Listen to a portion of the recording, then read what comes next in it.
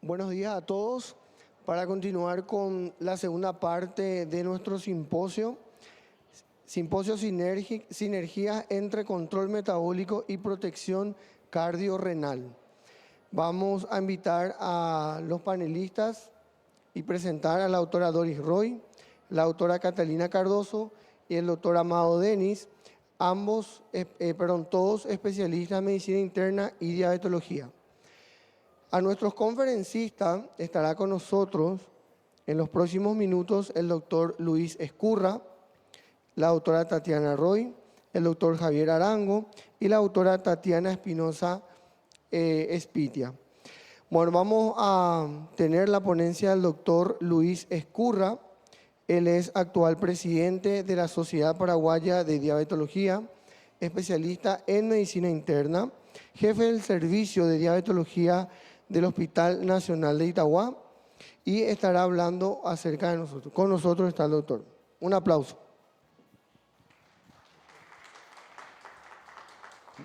Muchas gracias a todos, gracias a la Sociedad Paraguaya de Medicina Interna por la invitación y agradezco la presencia de ustedes para seguir aprendiendo sobre diabetes.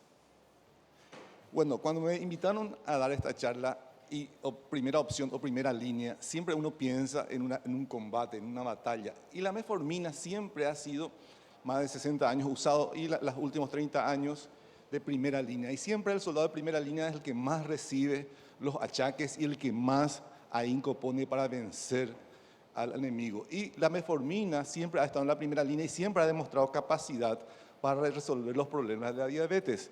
Por lo tanto, en estos 20 minutos voy a tratar de que la metformina siga teniendo ese rol protagónico en primera línea. No tengo conflicto de interés para esta charla. Y esta es la agenda que vamos a seguir en estos 20 minutos.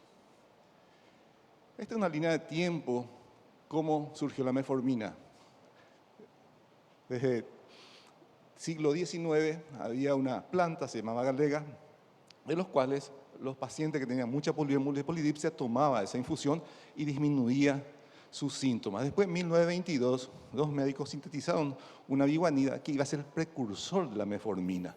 Pero recién en 1957, el doctor Jean Ster utiliza la metformina en pacientes en un hospital de París.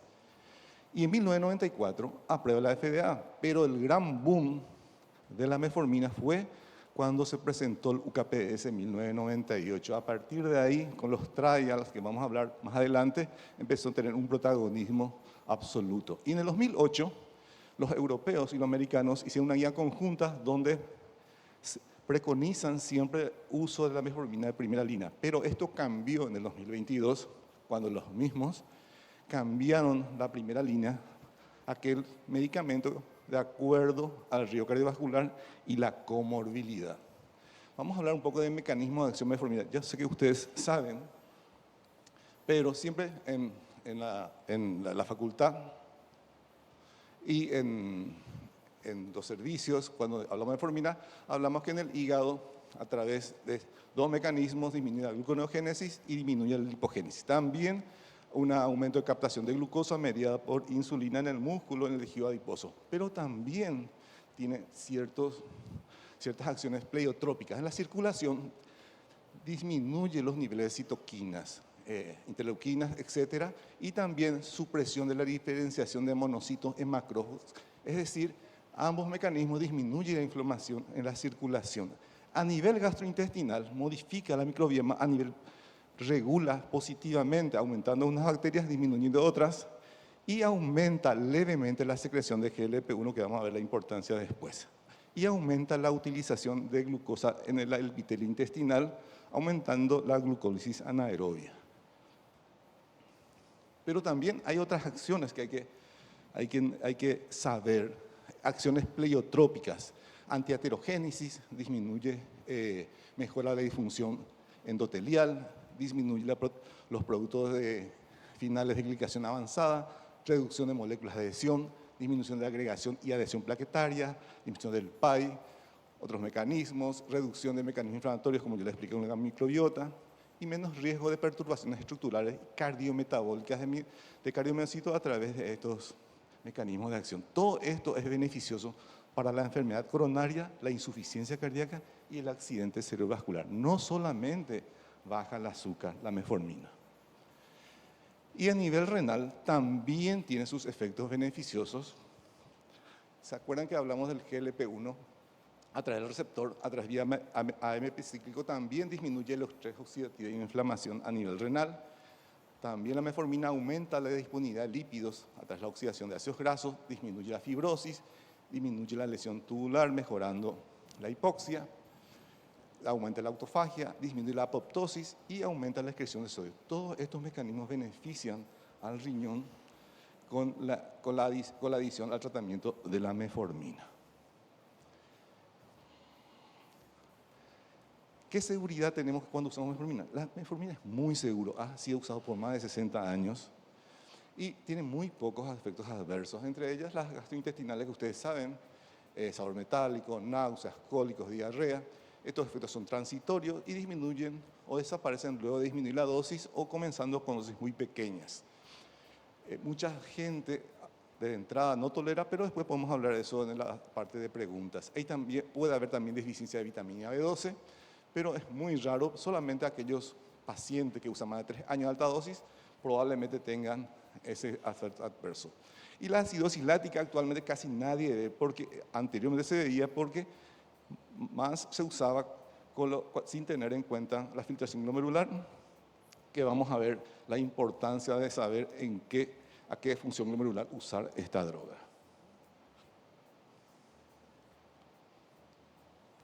Bueno, el limitante del uso de la metformina es la filtración glomerular. ¿Por qué? Porque la metformina se elimina sin metabolitos, con la molécula entera.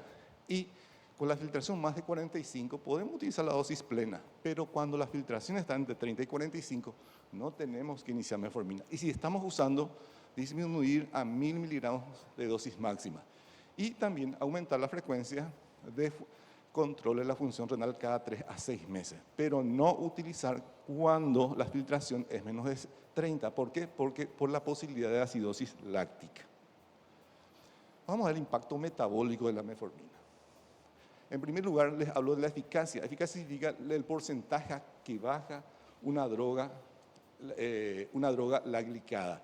Y la metformina en promedio baja 1 a 1.5, vamos a ver, también puede bajar más. No aumenta de peso, no produce hipoglicemia en monoterapia y también a través de efectos pleiotrópicos reduce los niveles circulantes de ácidos grasos y triglicéridos. Este es un estudio ya del 97 que nos muestra cómo de acuerdo a la dosis va bajando la glicada. Y además, en este trabajo se habla de que cuando más alto es la glicemia, más dosis, más baja la glicada, inclusive puede llegar a 2%. ¿Por qué es importante bajar la glicada? Porque ahora todo el mundo habla de estudios cardiovasculares, pero bajando 1% la glicada, ya la importancia, bajando 1%, esto ya se dijo en el UKPS en el 98, 37% menos de complicaciones microvasculares, 43% menos de amputación, afectación severa, 21% menos de muerte relacionada a diabetes, 14% menos de infarto y 12% menos de ictus, a pesar de que no es relevante el de ictus a nivel de significancia estadística. Hablemos de costos. Lo importante es costos. ¿Quién no piensa en costos cuando uno va a comprar medicamento? Son los costos en los Estados Unidos y vean en el primer cuadro de arriba que la metformina en los Estados Unidos es la droga más barata. Bueno, armando el puntero, la más barata, vean, 80 a 100 dólares, comparado con un comprimido de SGLT2, casi más de 500 dólares. Y si hablamos de análogo GLP-1 que está más abajo, más de 1000 dólares. Por supuesto, los costos van a ir aumentando de acuerdo a los mecanismos de acción, pero sobre todo sigue vigente, les voy a mostrar, y sobre todo los costos en los Estados Unidos sigue siendo muy bajo para la metformina. ¿Y cómo estamos en Paraguay? Esto es un promedio de costos que saqué de Dinavisa y de la Cámara de Farmacia del Paraguay. Vean que la metformina en Paraguay, una caja en promedio, no importa la marca, pero en promedio, cuesta 43.500 guaraníes. Después le sigue la glimpirida, 44.000, sitagliptina, 220.000, empadapa entre 250 más o menos, analogel-GLP-1, la liraglutide 883.000, la semaglutide, dependiendo de la presentación, entre 378.000 y 516.000, y la tirzepatide 800.000. En cuanto a costos, la metformina sigue siendo muy accesible para aquel que no tiene accesibilidad a sistemas de salud. Y vamos a hablar de accesibilidad.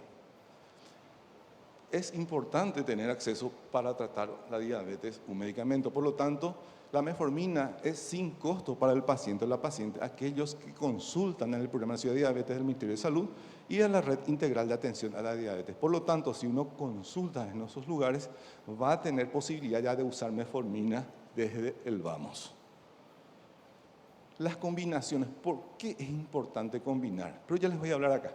Porque en el UKPDS se demostró que a partir del tercer año ya necesitamos otro medicamento más con la monoterapia para mantener el objetivo metaglicémico propuesto.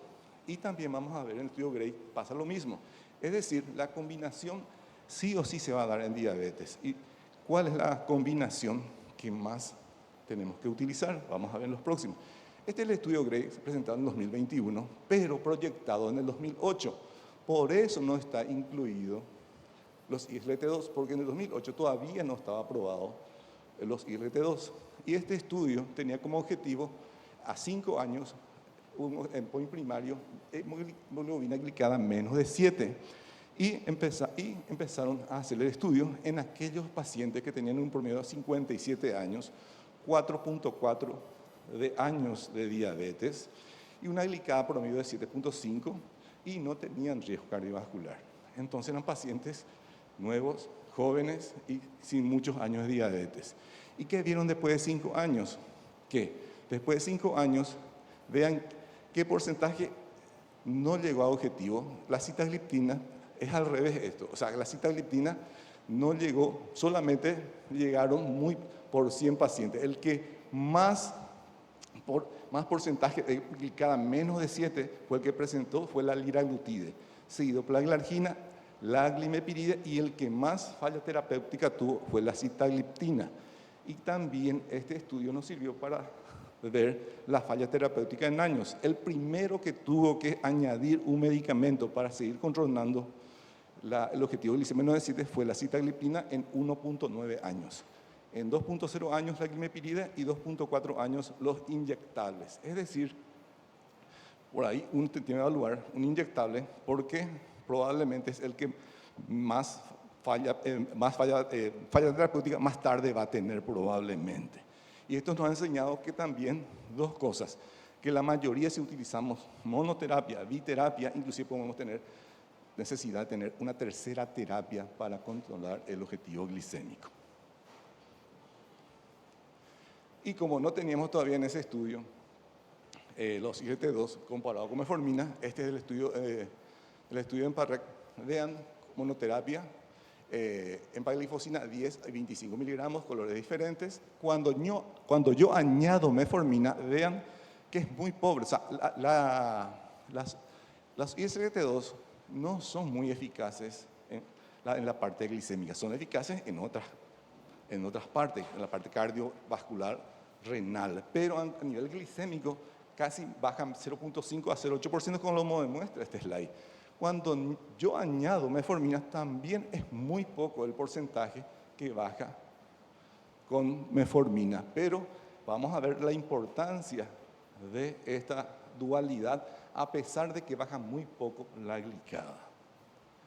Este es un estudio danés de cohorte de 70.000 pacientes que tuvieron 3 objetivos. MACE, que son los eventos adversos mayores cardiovasculares, es muerte, ACV, infarto de miocardio, severa hipoglicemia y mortalidad de todas las causas cuando a la metformina se le añade un medicamento. Y vean, arriba en MACE hay 5 combinaciones duales, de los cuales el que menos porcentaje de MACE dio es la combinación, vean, el cuarto, metformina,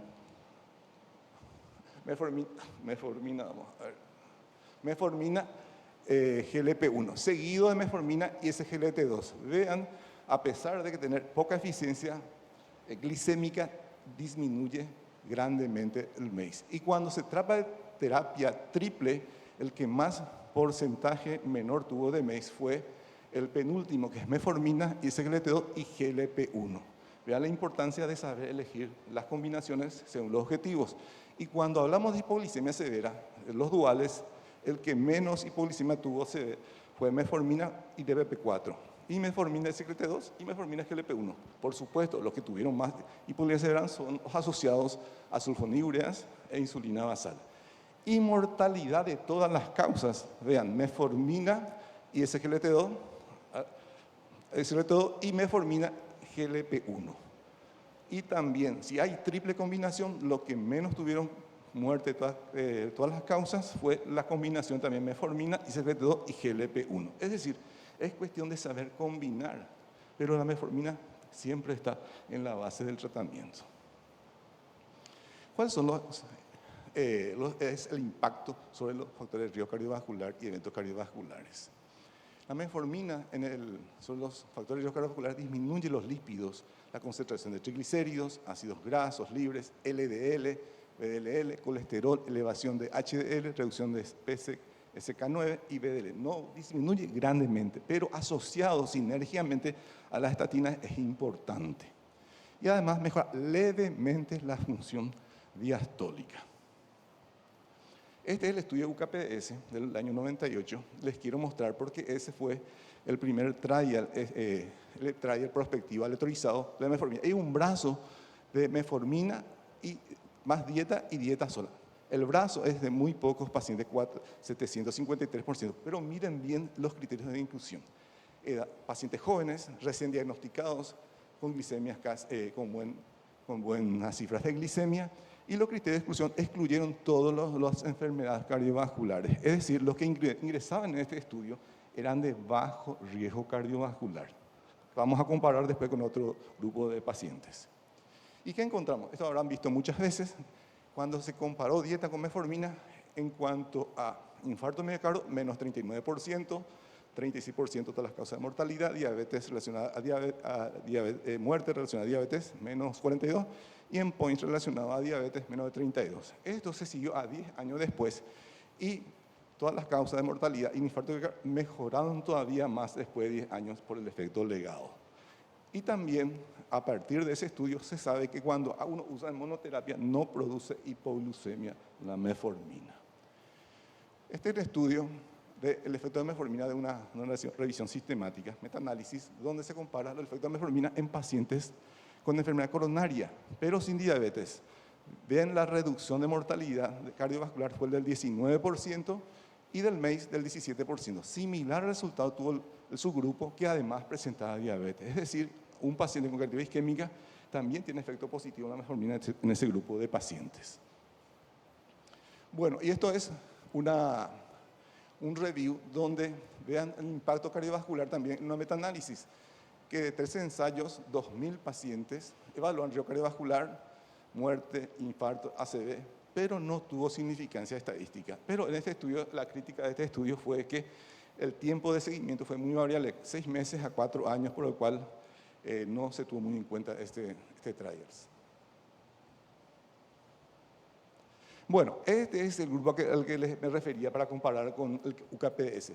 Los ensayos de CVOT, de ensayos de enfermedades cardiovasculares, vean las características de ambos grupos, los GLP-1 y SGLT2. Vean que la mayoría de los pacientes tenían más de 60 años, los otros eran jóvenes, tenían ya eventos previos, tenía una media de glicada más de 8, es decir, mal control metabólico, y su diabetes tenía más de 10 años de evolución. No se puede comparar este grupo con el grupo UKPDS.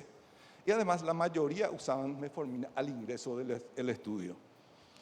Y este estudio también se pregunta, este review, ¿deberíamos la metformina ser toda terapia de primera línea en el tratamiento de diabetes tipo 2? Y este solamente es un estudio post-hoc de los dos grupos de la parte del CVOT. Y vean que dividieron estos medicamentos en dos grupos, aquellos que utilizaban metformina y aquellos que no usaban metformina. Y vean que en la primera parte de la línea roja más azul corresponde el liraglutide y les iba mejor cuando no tenían metformina en cuanto a enfermedad cardiovascular. Y fue contradictorio porque la liraglutide les iba mejor a aquellos que tenían metformina. Y en cuanto a ICLT2, en el estudio en Parre y Canvas, les fue mejor en cuanto a resultados cardiovasculares a aquellos que no tenían metformina. Este estudio no fue concluyente, pero se vio que en este estudio también en los ICLT2 mejoran la enfermedad cardiovascular independientemente del valor de la glicemia. En cuanto a riñón, también hay estudios que dan resultados que les voy a leer. El primer estudio es de Russell, diabetes con aterotrombosis, también disminuye la mortalidad en pacientes con estadios renales, grado 3A y 3B, vean hazard ratio 75 y 57. El otro estudio, diabéticos, todos son diabéticos, 51.000 pacientes, disminución de la mortalidad de todas las causas en pacientes con estadio 3A, con hazard ratio 0,85, es decir, 15%. El de Rumi, diabetes, este sí es bueno porque ya va de menos de 60 ml por minuto, 174.000 pacientes y vean la disminución del MACE, 20%. Y el último, monoterapia con metformina, casi 20.000 pacientes con metformina, 2.000 de usuarios de sulfur, también con sulfonilureas disminuyó también la mortalidad de todas las causas con hazard ratio 0,48. Bueno, mi conclusión. La metformina debe, todo esto que les presenté, es concluyente porque no se puede comparar muchas veces dos grupos de pacientes. Uno de la UKPS que sí dio resultados cuando los pacientes eran diferentes a otros grupos. Por eso, en mi opinión, la metformina debería ser todavía de primera línea porque tiene una acción hipoglicémica y pidotrópica. Es eficaz, baja 1%, ¿verdad? Ustedes ya saben cuánto las ventajas de baja 1%, no produce hipoglicemia, que en un paciente cardiovascular sería muy terrible. No aumenta de peso, sabemos que la mayoría son obesos nuestros pacientes. Y costo es fundamental, el costo y la accesibilidad. Es decir, que salga del consultorio teniendo ya el medicamento. ¿De qué me sirve indicar un ICLT2 si no va a poder comprar? Por lo menos que salga con ese medicamento y vamos a ver todas las ventajas que ya puede tener usando la metformina. Por supuesto, no es perfecto. Por eso existe lo que se llama falla secundaria y también tenemos que saber en quiénes tenemos que poner. Indicar estos pacientes. ¿En quiénes? En diabetes de reciente diagnóstico, de bajo riesgo cardiovascular y aquellos que tengan objetivo glicémico menor de 1.5, que está en las guías del ADA 2025, el objetivo glicémico. No le pidamos que baje más del 10%, tenemos que combinar.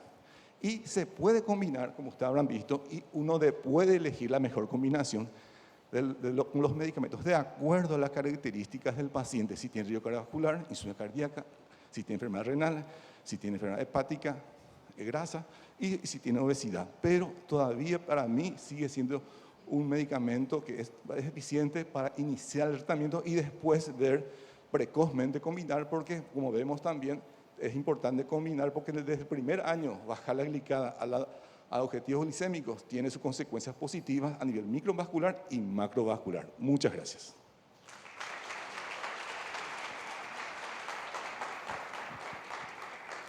Bien, brillante la ponencia del doctor Luis Escurra, muchas gracias. A continuación hablaremos acerca del tratamiento farmacológico de la obesidad, terapias actuales y fármacos futuros. Esta ponencia estará a cargo de la doctora Tatiana Roy. Ella es especialista en medicina interna, especialista en diabetología, magíster en nutrición, docente de grado y posgrado y actualmente vicepresidenta del Congreso. Doctora Tatiana, bienvenida. Muchas gracias, Andrés. Buenos días a todos. Muchísimas gracias por estar acá. Creo que no se pueden ir a ningún lado con esta lluvia y espero que sea re de provecho para ustedes. Bueno, vamos a hablar de fármacos antiobesidad.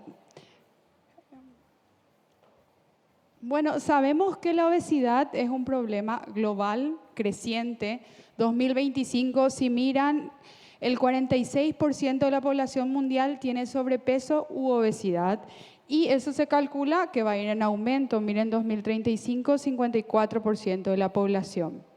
Si miramos nuestras estadísticas, en Paraguay, 7 de 10 paraguayos, lastimosamente, padecen sobrepeso u obesidad.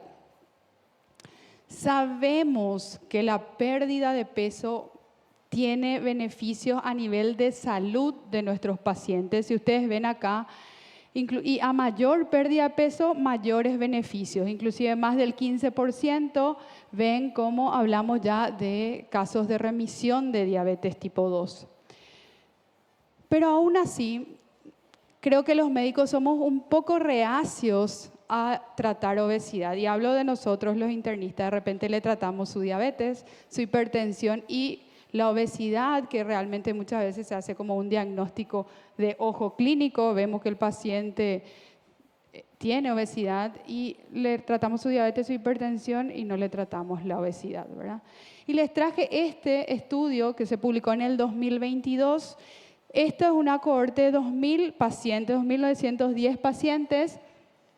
Voy a probar un poco el puntero, pero si no me van a ver acá. 2.910 pacientes, todos con diabetes, que calificaban para tratamiento de la obesidad. Y de ellos, solo 40, o sea, el 2.2%, recibió tratamiento para la obesidad.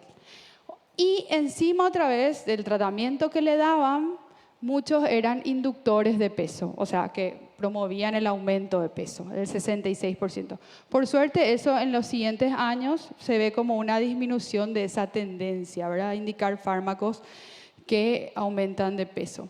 Si miramos cuáles son los fármacos aprobados por la FDA para obesidad, empezamos con fentermina, que es un simpático mimético aprobado en 1959, es vía oral. Tenemos dosis de 8 a 37 miligramos. Las contraindicaciones son glaucoma, hipertiroidismo, hipertensión no controlada, alcohol y los efectos adversos, nerviosismo, insomnio, boca seca. El segundo fármaco, Orlistat, un inhibidor de la lipasa, aprobado en el 98, es vía oral. Viene 60 y 120 miligramos, nosotros tenemos de 120, se da desayuno, almuerzo y cena. Está contraindicado en el síndrome de mala absorción, en la colestasis, y los efectos adversos son esteatorrea, urgencia fecal, meteorismo. La primera combinación de fármacos que tenemos es fentermina con topiramato, que tenemos los efectos simpático-miméticos de la fentermina y se suma el modulador del receptor GABA, que es el topiramato. Está aprobado desde el 2012, es vía oral. Se da dosis progresivas también. Siempre traten de mantener la menor dosis posible con la que tiene efecto el paciente. Se usan dosis más chiquititas de fentermina, entonces los efectos adversos son menores. Pero se suman obviamente los efectos adversos del topiramato, que son parestesias, digeusia. Y a recordar que el topiramato es teratogénico, o sea, se recomienda un test de embarazo en las mujeres que van a iniciar este tratamiento que están en edad fértil. La siguiente combinación, naltrexona-bupropión. La naltrexona, un antagonista del receptor opioide, y el bupropión, un inhibidor leve de la recaptación de noradrenalina y dopamina. También aprobado en 2014, vía oral, se usa también dosis progresivas de 80 a 90 miligramos, uno al día, luego 2, 3, hasta 4 comprimidos al día. Está contraindicado en la hipertensión no controlada, en los desórdenes alimenticios y también en pacientes con convulsiones. Y los efectos adversos son náuseas, constipación, mareos, diarrea también. Y luego empezamos con la revolución, digamos, farmacéutica o de fármacos realmente, revolución de fármacos antiobesidad, que empieza con los análogos del GLP-1. El primer análogo del GLP-1 aprobado para obesidad es liraglutide, aprobado en 2014. Ambos son subcutáneos, liraglutide 3 miligramos en forma diaria, también se empieza con dosis de 0,6, se va aumentando la dosis. Y semaglutide, aprobado en 2021, subcutáneo, una vez por semana, y se empieza también dosis baja hasta 2.4 miligramos por semana. Eso es lo que está aprobado. ¿Cuáles son las contraindicaciones? Antecedente personal o familiar de cáncer medular de tiroides, MEN2, pancreatitis aguda, y los efectos adversos, náuseas, vómitos, diarrea, estreñimiento y dolor abdominal. El último fármaco aprobado para el tratamiento de la obesidad, el primer análogo dual, análogo del GLP-1 y el GIP, aprobado en el 2023, también es subcutáneo de aplicación semanal, una vez por semana. Se empieza con dosis de 2.5 miligramos, como pueden ver ahí, y una dosis máxima de 15 miligramos. Las contraindicaciones y los efectos adversos son similares o prácticamente los mismos al GLP-1. Fentermina, que como ven en esta diapositiva, fue aprobada en 1959, está aprobada solamente a corto plazo, o sea, podemos usar hasta 3 meses. Pero hay un ensayo que se inició ahora, que probablemente en el 2026 tengamos los resultados, donde van a probar la seguridad del uso a largo plazo de la fentermina. Van a usar hasta 24 meses y ver su seguridad. Pero igual les traje este estudio, que realmente es un estudio observacional de 13.000 pacientes, donde ellos evaluaron el uso de fentermina a largo plazo, o sea, hasta 24 meses, 3, 6, 12 y 24 meses, y le hicieron un seguimiento a estos pacientes de 3 años para ver si aumentaba la enfermedad cardiovascular o la muerte cardiovascular. Y como ven acá, no me llevo con el puntero, los pacientes obviamente que usaron más tiempo fentermina, ¿verdad? 24 meses, lograron una mayor pérdida de peso. Y como ven acá, no hubo una diferencia significativa en muerte cardiovascular ni enfermedad cardiovascular. Empezamos a mostrarle un poquitito de los estudios de los fármacos vía oral, ¿verdad? Orlistat, el estudio SENDOS, ¿verdad? 3.305 pacientes que fueron randomizados, voy a probar otra vez,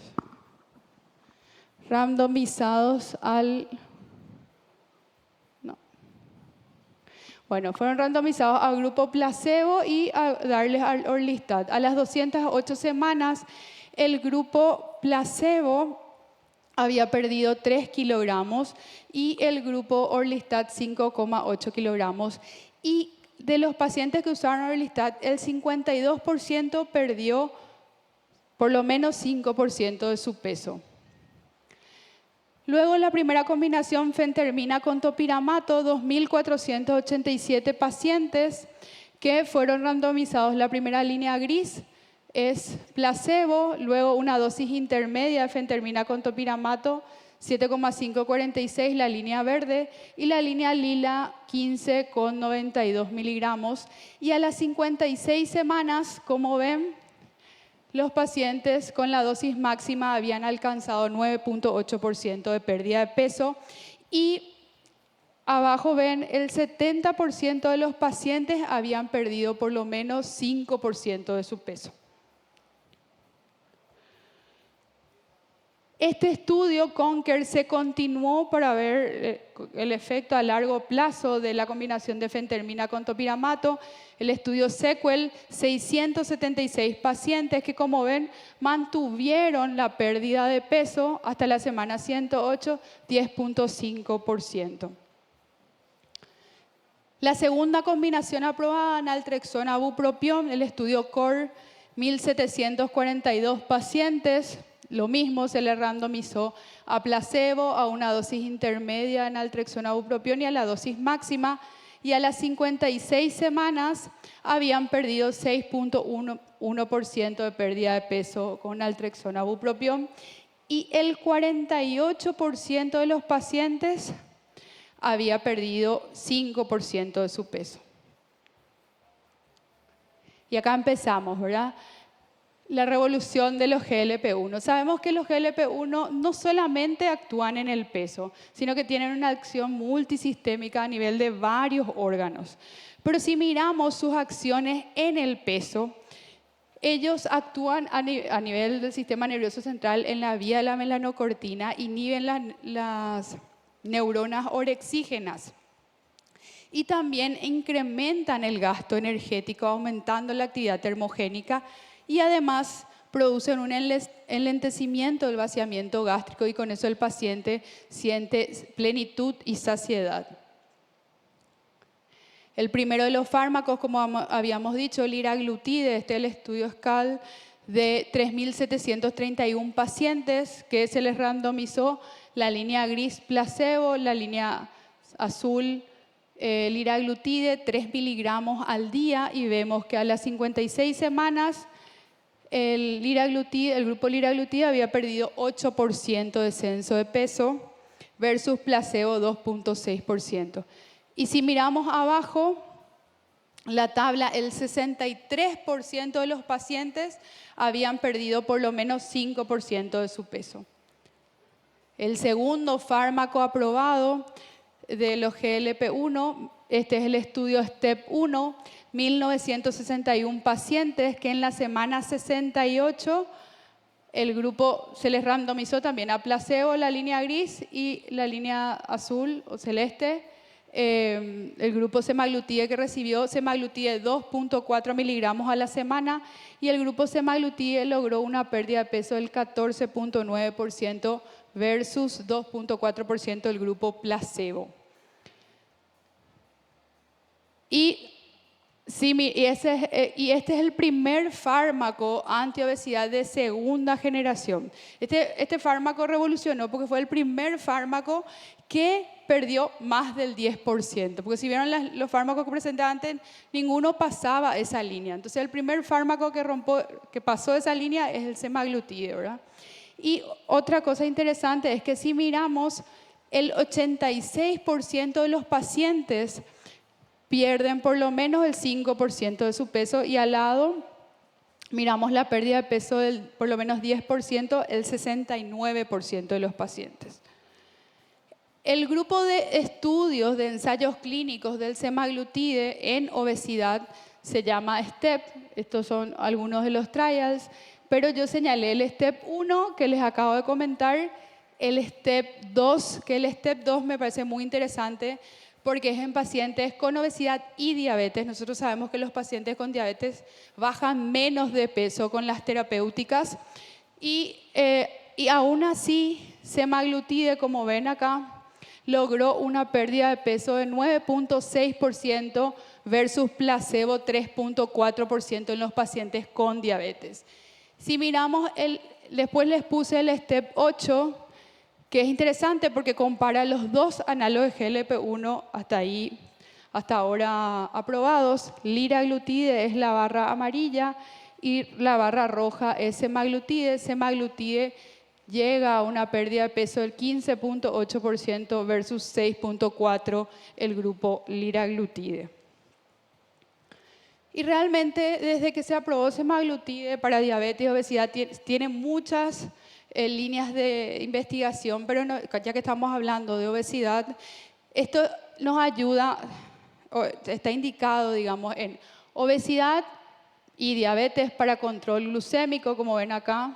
Me encanta este hexágono, ya habrán visto en otras de mis charlas, pero me encanta porque es muy representativo.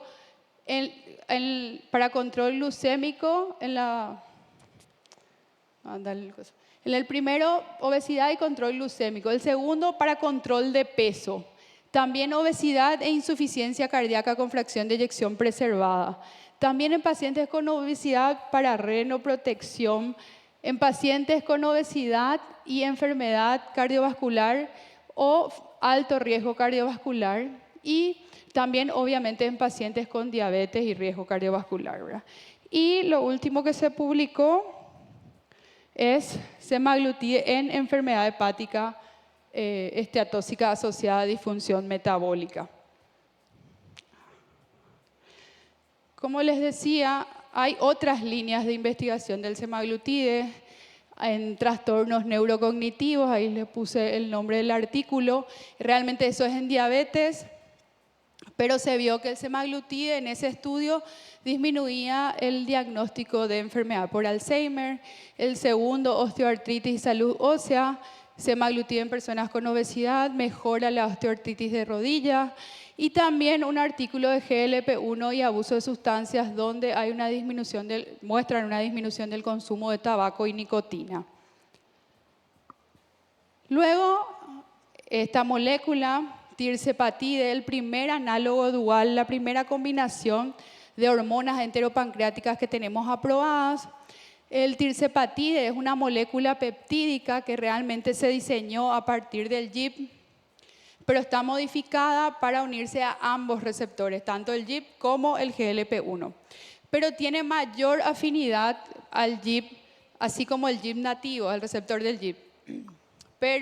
Y es 5 veces menos selectivo por el GLP-1. Y sus efectos, los efectos del GLP-1 ya sabíamos, ya conocemos, se suman los efectos del GIP, que disminuye el apetito, disminuye las náuseas, aumenta la secreción de insulina, disminuye la secreción de ácido gástrico. Y esta parte es muy interesante, modula el uso de la grasa. Se vio que los adipocitos tienen receptores de GIP y por eso es que tiene un mayor efecto en el peso. El grupo de ensayos clínicos de tirzepatide se llama SURMOUNT. Este es el SURMOUNT 1, que incluye 2.500 pacientes que en un promedio tenían de índice de masa corporal de 38. Se les randomizó a dosis diferentes: placebo, tirzepatide 5 miligramos, tirzepatide 10 y 15. Y como ven, a la semana 72, tirzepatide 15 miligramos había logrado un 22.5% de descenso de peso. Y algo llamativo es que, como ven, acá todavía no había estancamiento del descenso de peso, porque ustedes saben que el paciente va bajando de peso y después se estanca. Bueno, acá todavía, y eso sugiere que estos pacientes podrían seguir bajando de peso.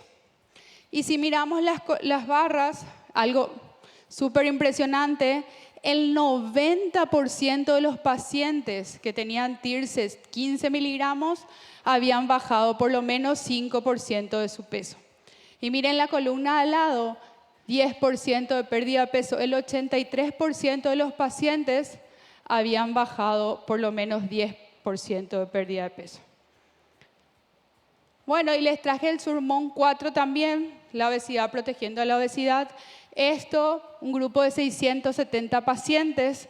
Esto es para cuando nuestros pacientes nos preguntan, ¿hasta cuándo tengo que usar el fármaco? Bueno, esta es la respuesta, ¿verdad? 670 pacientes, todos se les puso tirzepatide hasta la semana 36. Y en la semana 36 se les randomizó. Un grupo recibió placebo y el otro continuó recibiendo tirzepatide.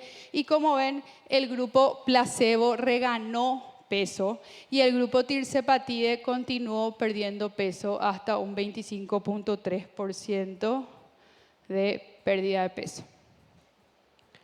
Esta es la eficacia de todas las drogas que estamos hablando hasta ahora en pérdida de peso. Y comparando un poquitito con la cirugía bariátrica, ¿verdad? Bueno, pero la pregunta es, ¿qué nos depara el futuro? Bueno, la línea de investigación que se está siguiendo es la combinación de hormonas enteropancreáticas, ¿verdad? Ellos tomando como columna vertebral al GLP-1, como ven acá, ¿verdad? GLP-1 más GIP, que es el tirzepatide que está aprobado, pero hay otros que les voy a mostrar. GLP-1 más amilina, GLP-1 más glucagón, más péptido II. Y ellos lo que buscan es complementar las acciones o crear una sinergia. Y además hay otros, fármacos con mecanismos diferentes para mejorar la composición corporal. Estos son todos los fármacos en fase 3 que vamos a mirar. Obviamente el más llamativo, retatrutide, que es el triple agonista. Él es un péptido también diseñado a partir del GIP, pero modificado para que se una a los 3 receptores. También es más potente en el receptor GIP y es subcutáneo, tiene una vida de 6 días y es de aplicación semanal. Este es el estudio de fase 2, donde te quedas impresionado. Eran 338 pacientes, se les randomizó a diferentes dosis de retatrutide. El primero, la línea gris, placebo, y el azul más oscuro, la dosis máxima, que es 12 miligramos, donde voy a apurar un chiquitito, ya me falta poco. A las 48 semanas, como ven acá, la dosis de 12 miligramos alcanzó una pérdida de peso del 24.2%. Para mí, venir de 20 a 24, me llama, obviamente es un descenso mayor, pero esto es lo que me impacta, que realmente el 100% de los pacientes llegaron a una pérdida de peso de por lo menos el 5%. Y si miramos la línea al lado, el 93% de los pacientes perdieron por lo menos 10% de peso. Los ensayos de fase 3 se llaman TRIUMF, que están en desarrollo, y después vamos a ver la respuesta en los ensayos de fase 3. Agonismo dual de GLP-1 y amilina. Uno de los el que ya terminó el ensayo de fase 3 es CagriSema, donde 3.400 pacientes se les randomizó a usar cagrilintide con semaglutide versus cagrilintide versus semaglutide versus placebo, y a las 68 semanas el grupo CagriSema logró una pérdida de peso del 22.7%. En diabetes, ¿verdad?, CagriSema versus placebo logró una pérdida de peso del 15.7% versus 3.1% placebo. Otro coagonista, GLP-1 y glucagón, survodutide. Este es el estudio de fase 2, 387 pacientes con diferentes dosis. La dosis máxima es de 4.8 miligramos, logró una pérdida de peso de 14.9% versus 2.8% en el grupo placebo. Mazdutide, otro análogo, él es un análogo de la oxintomodulina, capaz de unirse a los receptores del GLP-1 y también del glucagón. Este es el estudio fase 2, a 24 semanas. Las diferentes dosis de mazdutida, 3, 4.5 y 6 miligramos. A las 24 semanas arrojaron una pérdida de peso en la dosis máxima de 11.6%, y el 82% de los pacientes perdían por lo menos 5% de su peso. Semaglutide oral, 50 miligramos, el estudio OASIS, 660 pacientes, donde semaglutide oral 50 miligramos versus placebo consigue una pérdida de peso del 15%, y el 85% de los pacientes pierden por lo menos 5% de su peso. La competencia del semaglutide oral, orforglipron, es una competencia porque sabemos que el semaglutide oral necesita tomarse en ayunas, con una dosis de agua, separar las comidas, y esta es una alternativa porque es una molécula no peptídica que no necesita tomarse en ayunas. Y ahí están las diferentes dosis. A las 26 semanas, como está señalado allá arriba, la dosis de 45 miligramos logró una pérdida de peso del 12.6%. El estudio Step Up, semaglutide 7.2 miligramos subcutáneo, 72 semanas también, un promedio de peso tenían los pacientes de 113 kilos, arrojó una pérdida de peso 20.7% de pérdida de peso. Esto es un comparativo de todo lo que revisamos ahora. El retatrutide es el que mayor pérdida de peso está prometiendo, 24.2%. Y este es el porcentaje de pacientes que responden. Como ya ven, al principio hablábamos de pérdida de peso del 5% y ahora ya aumentamos nuestro nivel, sí o sí hablamos de pérdida de peso de por lo menos el 10%. Y lo mismo, los que producen mayor respuesta son retatrutide, CagriSema, survodutide. Estos son todos los fármacos que están en fase 2. Uno que me llama mucho la atención es la combinación de bimagrumab con semaglutide. Bimagrumab es un anticuerpo monoclonal que estimula el crecimiento del músculo esquelético. Entonces vamos a ver qué nos trae esto. Y estos son los estudios en fase 1. Hay también estudios ya todavía preclínicos donde se están probando análogos de mayor duración cada 15 días, inclusive mensual. Y lo que tenemos ahora, nosotros tenemos en Paraguay toda la batería de fármacos vía oral. Tenemos fentermina, Orlistat, fentermina con topiramato, naltrexona con bupropión, y estas son las formas en que se administran. De inyectables tenemos liraglutide en sus dos versiones Victoza y Saxenda. Propuse Saxenda porque hablamos de obesidad. La forma progresiva de ir usando. Semaglutide no tenemos Wegovy, pero sabemos que nuestros pacientes pueden conseguir de los países vecinos. Y se titula cada 4 semanas y se va aumentando la dosis. Y tenemos en el país Semaglix Forte, que iniciamos con una dosis, la dosis de Semaglix de 0,2, 0,4, 0,75 y luego pasamos a Semaglix Forte 0,5 y 0,75. Y Tirzepatide también ya tenemos en el país en estas dos presentaciones, Lipoles y TG, que vamos aumentando también cada 4 semanas, 2,5, 5, 7,5, 10, 12,5 y 15. Bueno, termino diciéndoles que, como ven ahí el gráfico al costado, todavía hay una brecha entre lo que nos ofrecen los fármacos y la cirugía bariátrica, pero evidentemente estamos avanzando en buen camino. Y otra cosa es que tenemos que conocer a todos los fármacos que tenemos, porque todos tienen mecanismos de acción sinérgicos parecidos. Entonces eso nos ayuda a elegir un fármaco adecuado al perfil de nuestro paciente y darle un tratamiento individualizado. Y algo muy importante, recordar, porque nosotros realmente hablamos solamente de pérdida de peso, más que nada por el tiempo, pero recordar que el objetivo del tratamiento en la obesidad es la salud del paciente y que la pérdida de peso es solo uno de los resultados que conseguimos. Muchas gracias.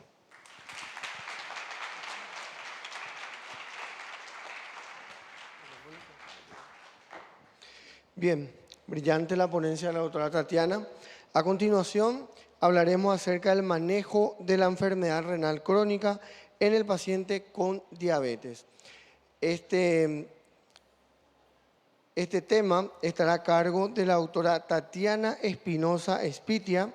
Ella es médico internista, pontificia de la Universidad Javeriana de la ciudad de Bogotá. Es expresidente de la Asociación Colombiana de Medicina Interna, gestión 2020 al 2022. Fellow del ACP, docente de la Universidad del SINU, miembro del Foro Internacional de Medicina Interna. Bienvenida y un aplauso para la doctora. Bueno, muy buenos días, muchísimas gracias. Agradezco a todo el comité organizador por invitarme a comentarles sobre este tema, sobre el manejo de la enfermedad renal crónica en el paciente con diabetes. Declaro no tener conflicto de interés para la realización de esta conferencia. Definitivamente la enfermedad renal crónica es un problema de salud pública en todos nuestros países, es una gran carga para la salud, no solo desde el punto de vista laboral, sino también desde el punto de vista económico.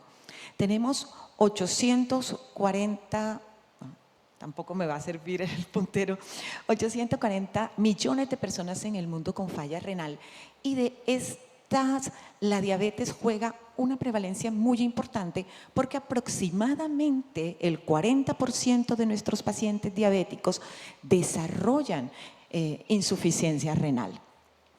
La diabetes es una de las principales causas de enfermedad renal crónica terminal y conlleva un alto riesgo de enfermedad cardiovascular, pero debemos tener en cuenta que todos los procesos hemodinámicos, metabólicos e inflamatorios que intervienen en la fisiopatología de esta evolución del paciente diabético a falla renal puede ser intervenida y debemos tratar a nuestro paciente de forma individualizada y, como veremos a lo largo de esta conferencia, escalonada y a tiempo. Entonces, fíjense al final de la diapositiva cómo casi el 40% de nuestros pacientes diabéticos pueden desarrollar enfermedad renal crónica, siendo la mayoría de estos pacientes normalmente fallecen por causa de enfermedad cardiovascular antes de llegar a tener una enfermedad renal crónica terminal. Y este punto es muy importante porque la intervención temprana puede reducir tanto el riesgo de progresión a falla renal como al riesgo de mortalidad por esta causa. Las guías, como veremos, nos van a decir que debemos hacer un enfoque multifactorial del paciente con diabetes. No es solamente quedarnos en llevar a nuestro paciente diabético a las metas de control glucémico. Sí es importante llevarlo a sus metas, pero tenemos que tener en cuenta el control de la presión arterial, el control del colesterol, tener en cuenta los hábitos de vida saludable y sobre todo los fármacos con los cuales ya tenemos evidencia de que produce un impacto en la progresión del daño cardiorrenal. Esto es simplemente para recordar que siempre que tengamos un paciente diabético en nuestra consulta, debemos estadificarlo en cómo está ese paciente dentro del punto de vista renal. Y es muy importante tener en cuenta que la tasa de filtración glomerular nos mide cómo está la función renal, pero el daño renal tenemos un marcador muy importante y es mirar los niveles de albúmina. Todos podemos hacer microalbuminuria y mirar en qué estado está nuestro paciente. ¿Por qué? Porque si nosotros detectamos estadios tempranos en la consulta y los intervenimos, es muy probable que podamos evitar que ese paciente nos llegue a una falla renal terminal. Fíjense que este riñón al inicio se encuentra inmerso en una serie de factores que lo pueden llevar a una falla renal terminal. La obesidad, tabaquismo, la albuminuria, la hipertensión, la diabetes. Y fíjense que aunque tenemos algunos en esa diapo que ustedes están observando que no son modificables, yo pienso que más del 70% los podemos modificar y podemos lograr un impacto en ellos. Veamos entonces este algoritmo de manejo de la Sociedad Británica, en que fue unas guías en conjunto de la Asociación de Diabetes con Nefrología, que nos muestra un manejo escalonado y que concluye que las intervenciones sobre múltiples factores de riesgo puede detener la progresión de la enfermedad renal crónica e impactar en su morbimortalidad. Entonces tenemos 4 niveles. El primer nivel de atención que nos muestran en este consenso lo podemos hacer en todas nuestras atenciones primarias. Lo vamos a ir desglosando a lo largo de la charla. En el primer nivel vemos que están todas las modificaciones de estilo de vida, dejar de fumar, control individualizado de la glucemia. En el estadio 2 vamos a impactar sobre la presión arterial, sobre el eje renina-angiotensina-aldosterona, inhibidores de SGLT2 y la opción de las estatinas. En el tercer paso, nuevos fármacos con evidencia en protección cardiorrenal.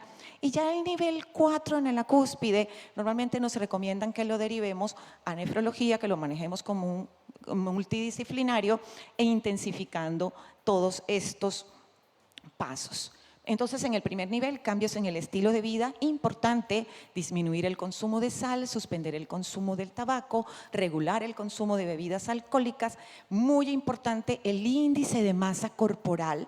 Por eso, siempre que vayamos a iniciar el tratamiento en un paciente con diabetes, debemos buscar en lo posible drogas que no solamente impacten en el control glucémico, sino también en el control del peso. Ya la doctora nos habló ampliamente de cómo afecta la obesidad todos los sistemas, el ejercicio y ya lo habíamos mencionado, el consumo de alcohol.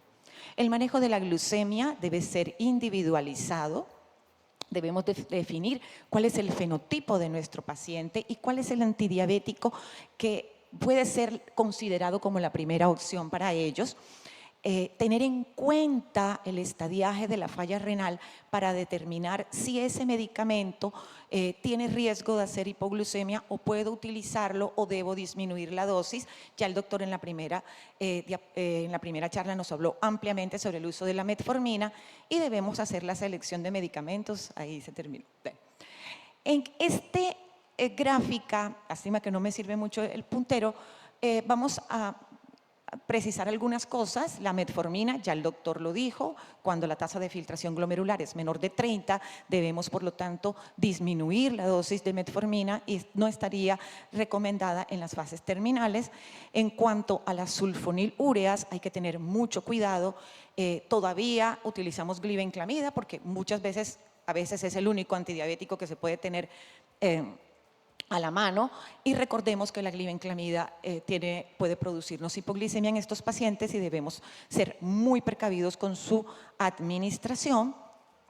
En cuanto a los inhibidores de DPP4, recordar que la linagliptina podemos darla en todas las fases de insuficiencia de falla renal, y que con algunas de las otras debemos hacer también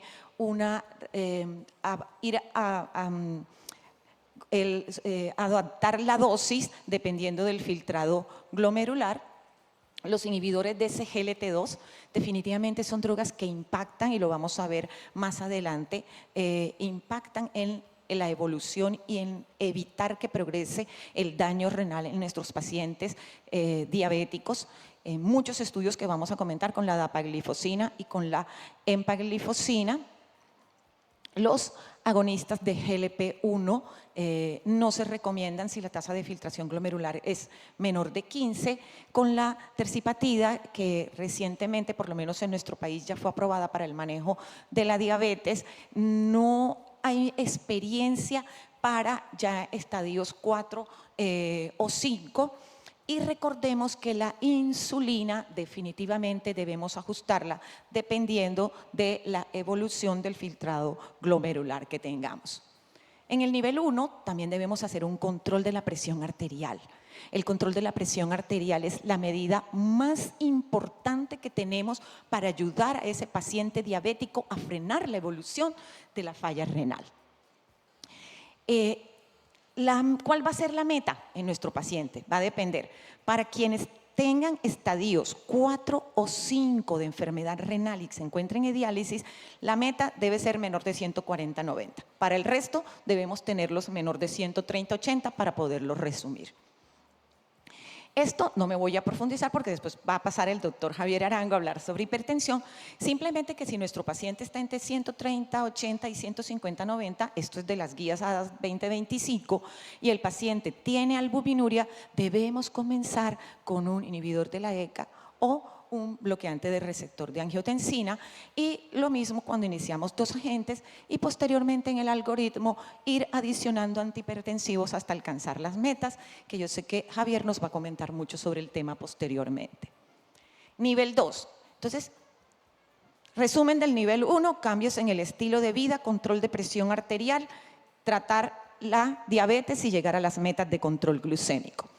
En el nivel 2, nuestro objetivo va a ser reducir el riesgo de progresión de la enfermedad renal crónica y del riesgo cardiovascular. ¿Listo? ¿Qué tenemos entonces? Los agentes bloqueantes de los receptores de angiotensina. Además del efecto reductor de la presión arterial, sabemos que los inhibidores de la ECA o los ARA2 reducen el riesgo de progresión de la enfermedad renal. Lo ideal es tratar de llevarlos a la dosis máxima que podamos y que pueda tolerar el paciente y que no tenga efectos adversos en cuanto al potasio y la depuración. No se ha demostrado la utilización de los dos, la combinación.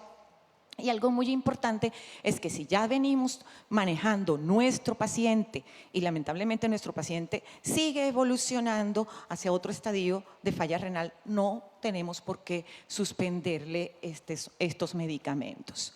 La terapia hipolipemiante es muy importante. En este consenso también de los británicos nos hacen un cuadro muy resumido. Nos vamos a detener simplemente a la pregunta: ¿y a quién le damos en falla renal y diabetes tratamiento hipolipemiante?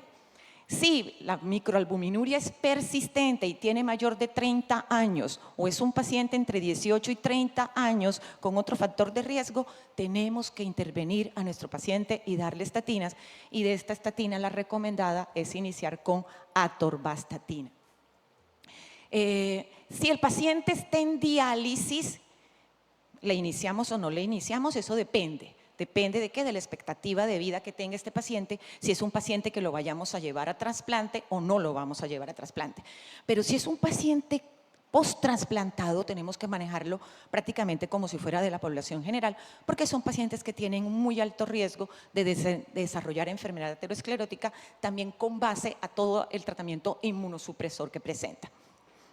Básicamente las metas va a ser colesterol total menor de 4, LDL colesterol menor de 1.8 milimoles. Y en resumen, en todas las etapas de la enfermedad renal crónica se recomienda el uso de las estatinas, como lo habíamos dicho. Combinar estatinas y ezetimibe si no alcanzan las metas. La ezetimibe, si hay intolerancia a las estatinas, podemos adicionarle ácido bempedoico siempre y cuando estemos en un estadio 3, no en estadios 4 y 5. Los inhibidores de PCSK9 y las nuevas drogas como el inclisiran también tienen datos limitados en falla renal terminal. Uso de inhibidores de SGLT2. Definitivamente los recientes ensayos nos han hablado del gran beneficio que tienen los inhibidores de SGLT2 para reducir el riesgo de progresión de enfermedad renal. Se recomienda por estas guías el uso de inhibidores de SGLT2 en todos los pacientes que tengan enfermedad crónica y diabetes con una tasa de filtración glomerular mayor de 15. Los inhibidores han demostrado, o sea, no solamente regresión, sino que impactan en muchos de los factores que habíamos visto en la diapositiva anterior. Nos controlan la hemoglobina glicosilada, impactan sobre la presión arterial, impactan sobre el peso, reducen el desarrollo y progresión tanto de enfermedad renal crónica con impacto en insuficiencia cardíaca. Si mencionamos los estudios más frecuentes que tenemos a lo largo de esta evidencia, fíjense que en la primera columna, en el EMPA-REC con empaglifosina, si nos vamos a la última fila, que es el desenlace renal, una disminución de un 39%, si nos vamos con la canaglifosina, y por el lado de la dapaglifosina, inicialmente en el estudio de Claire, tenemos un 47% de disminución de progresión de enfermedad renal crónica en el paciente con diabetes. En este estudio fueron 17,000 pacientes randomizados y definitivamente 40% ya tenían enfermedad renal y el desenlace final fue una disminución, como lo vemos en la diapositiva, de un 40% de progresión de enfermedad renal. Igual este estudio, el DAPA-CKD, con dapaglifosina, que también dio evidencias de que tenemos un impacto cuando nosotros intervenimos al paciente con inhibidores de SGLT2. Bueno, solo recordar que cuando iniciamos el tratamiento con inhibidores de SGLT2 podemos tener un pequeño descenso en la tasa de filtración glomerular, que no nos debe preocupar y que no debe ser un motivo para que nosotros vayamos a suspender la molécula, porque como observamos, luego comienza a mejorar la función de la tasa de filtración glomerular. Entonces, son medicamentos que están recomendados de uso temprano en pacientes con compromiso renal, diabéticos, para reducir todos los factores de riesgo que estamos anotados, todos los que intervienen también en progresión de la enfermedad renal y disminuyen la morbimortalidad por diabetes. Son drogas muy bien toleradas, con mínimos efectos adversos. Yo creo que los hemos utilizado. Es importante instruir muy bien al paciente sobre el uso de la medicación. Continuando, definitivamente al nivel 3, son aquellos que a pesar de que todo lo que hemos mencionado, ese paciente continúa con progresión de la enfermedad, tenemos dos moléculas también alternativas: el uso de la finerenona y los análogos de GLP-1. La finerenona, un ARM selectivo, no esteroideo, tiene una mayor afinidad por los receptores y por lo tanto tiene menos efectos adversos como ginecomastia e hipercalemia que pueden tener los otros. Con base en la evidencia, principalmente de dos estudios y de un análisis combinado del Fidelio y del Fígaro, en el cual se vio un impacto entre el 36% de disminución de progresión de la enfermedad renal, consideran que si la persona con enfermedad renal crónica persiste con albuminuria, a pesar de que hayamos hecho todas las dosis máximas del bloqueo del eje renina-angiotensina, inhibidores de SGLT2, se considera la adición de este medicamento para reducir el riesgo de los resultados adversos renales. Si la tasa de filtración glomerular es mayor o igual a 25 y el potasio sérico es menor de 5, podríamos iniciar finerenona, o puede ser de primera línea si es un paciente que definitivamente no tolere los inhibidores de SGLT2. Este es uno de los estudios de efectos 5.700 pacientes y que al final, en el desenlace, se tuvo una disminución en el 40% de la tasa de progresión de la caída de la falla renal crónica en estos pacientes. Bueno, esta salió un poquito fuera de foco, pero vamos a hablar de los análogos de GLP-1. Recientemente salió el estudio SOUL con semaglutide oral, que a pesar de que tuvo un muy buen impacto en la disminución cardiovascular, no tuvo tan buen impacto como el de semaglutide intramuscular para tener el impacto a nivel de la progresión de la insuficiencia renal en los pacientes con diabetes, pero es una droga que podemos considerar si tenemos la disponibilidad y que va a impactar a nivel cardiovascular en estos pacientes. Recordemos que el estudio SUSTAIN, que fue con semaglutide, en la parte del riesgo de nefropatía hubo un 36% de disminución del riesgo de progresión de falla renal. Y este estudio que fue publicado el año pasado, en el cual se miraba el efecto del semaglutide en los pacientes con diabetes y enfermedad renal crónica, también se pudo ver que estos pacientes tuvieron un impacto en la progresión en comparación con el placebo, de disminución de la progresión de falla renal e impacto en la mortalidad. Principalmente hay una diferencia en la última gráfica que observamos de cómo hubo más caída de la tasa de filtración glomerular en el placebo en relación con la administración de semaglutide como análogo de GLP-1. ¿Qué se viene en un futuro? Considerar la utilización de los dos, porque la doctora mostró una diapositiva muy bonita de todo lo que hace el análogo de GLP-1 y todo lo que impacta, no solamente para bajar de peso, sino en todos los órganos. Y la combinación de inhibidores de SGLT2 y análogos de GLP-1 pueden llegar a tener un buen impacto en disminuir la progresión de enfermedad renal y disminuir la enfermedad cardiovascular. Ambos tienen impacto en la inflamación, en la parte hemodinámica, en el control de peso y en la reducción de la presión arterial y control de glucemia. Entonces, el nivel 4, y ahí se lo dejamos al doctor Javier Arango que nos colabore, es definitivamente intensificar si no logramos llevar a nuestro paciente a un control adecuado de toda la progresión de su enfermedad renal. Entonces, para concluir, ¿qué es lo importante? Lo importante es saber que nuestro paciente diabético puede llegar a ser pongámonos la meta de que la mitad de nuestros pacientes pueden llegar a ser falla renal, que dependen de los dos y dependen de nosotros porque ellos confían en nuestro criterio. ¿Listo? Saber que si ese paciente me llega a la consulta, yo tengo que mirar en qué estadio renal me llegó y qué puedo hacer para evitarlo. No olvidar que debo empezar con los cambios terapéuticos en el estilo de vida. Eso es fundamental. Segundo, lo de primera línea, hacerle el control glucémico, controlar la presión arterial y continuar impactando en todos los otros factores de riesgo cardiovascular. Entonces, en diabetes y enfermedad renal, el tiempo es riñón. Muchísimas gracias.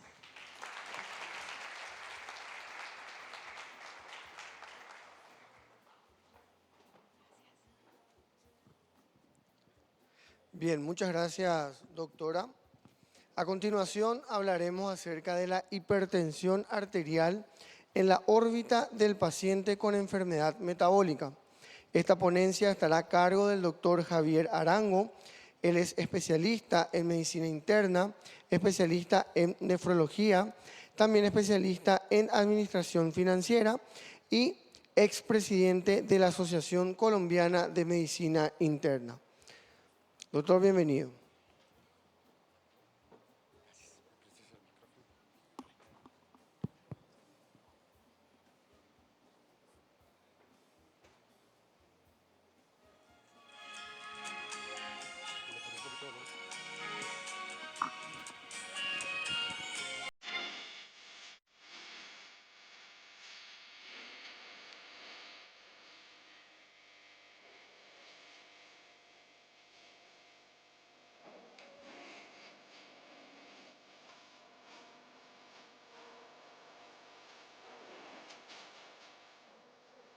Hace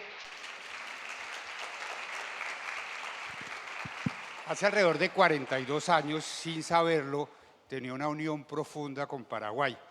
Y mi unión profunda era este disco. Tenía 11 años, vivíamos en una casa, todos los nietos con la abuela, con los tíos, en fin. Y los nietos pequeños, que teníamos 11 años, somos una familia paisa numerosa, teníamos que ayudar a hacer oficio, barrer, trapear, en fin, virutear, porque había piso de madera. Y había una tía que era la tía bailarina, la que nos enseñó a bailar a todos los sobrinos. Todavía vivía afortunadamente y sigue bailando con nosotros, y le encantaba esta música. Y le encantaba este disco y a mí me encantaba. Después, con todos los amigos paraguayos que he conocido, entre esos el doctor Hugo Salabro, me dijo: no, te has perdido del verdadero disco y del verdadero himno, porque esto es música que nosotros llamamos criolla, es mucho más bonito. Pero esto es lo que me ha unido a ustedes desde siempre. De antemano, gracias al comité organizador por invitarme a estar aquí con ustedes. Y realmente lo que me unía era esto, era el LP. En esa época escuchábamos en el LP en el ejercicio. Yo voy a crear un poquito de controversia. ¿Por qué quiero crear un poquito de controversia? Porque ya Tati nos habló un poquito de cifras de tensión arterial, nos dijo algo de la enfermedad metabólica, pero yo quiero sembrar en ustedes una duda, y es que en el contexto de enfermedad metabólica, ¿será que lograr la tensión arterial entre más bajo mejor? Y puntualmente hablar, por ejemplo, en pacientes hipertensos. Y lo primero es, mi paciente favorito, paciente de 60 años, es un paciente súper adherente, no come hamburguesas, hace ejercicio todo el día, no bebe licor, tiene una dieta mediterránea, hace muchísimo ejercicio, no consume sal y tiene esta tensión arterial, 150/95 milímetros de mercurio. Y me llega con estos exámenes: creatinina de 1,7 miligramos por decilitro, me da una tasa de filtración de más o menos 47, este perfil lipídico y este test de detección de albúmina urinaria, clasificado, como decía la doctora Tatiana, más o menos en un rango de A2. Y él me pregunta es: doctor, ¿y si yo sigo adherente como hasta ahora soy, pero logro bajar la presión arterial todavía más baja? Porque por ahí escuché que hay médicos que me la quieren bajar incluso por abajo de 190, y por eso quiero, de 120, milímetros de mercurio la sistólica, quiero controlar, a generar la controversia. ¿Me puedo ir mejor y me puedo morir? Menos en términos generales. Y entonces aquí quiero contarles parte de una historia. Y esto ya lo dijo Tatis, y es que tenemos que clasificar la enfermedad renal crónica en la tasa de filtración glomerular y en la albuminuria. ¿Y por qué? Porque en este mapa de calor, lo que está en rojo, hay muchísimo mayor riesgo. Y estos son los riesgos, si ustedes se dan cuenta: riesgo cardiovascular, riesgo de infarto, riesgo de fibrilación auricular. Entre más rojo, más riesgo. Esos riesgos pueden llegar hasta ser a 7 veces más si yo tengo albuminuria, y no qué decir, por ejemplo, de fibrilación auricular. Y cuando miramos la enfermedad renal crónica, como lo planteó Tatis en términos generales, aquí lo que les quiero yo mostrar es que sigue siendo, y solo fue por allá en la época del COVID, la enfermedad renal crónica y la enfermedad cardiovascular, que fue desplazada como una de las principales causas de mortalidad a nivel mundial. Pero sigue siendo la principal causa en términos generales. Aquí se les estoy viendo en estos últimos 2 puntos, miren cómo ha ascendido en causas de mortalidad. Dicho sea de paso, para decir que en América ocupa más o menos la 8ª causa de muerte. Y dicho sea de paso, esta mañana hacíamos una controversia y nos dábamos cuenta que ustedes en Paraguay, por ejemplo, pagan el segundo mayor reembolso de terapias de reemplazo renal de toda América Latina. Es decir, la diálisis más costosa en América Latina está en Costa Rica y después sigue Paraguay. Entonces pagan una de las diálisis más costosas a nivel latinoamericano. Por allá en el 2021 estábamos todos encerrados. ¿Se acuerdan de esta cosa? Estábamos todos encerrados en el ejercicio.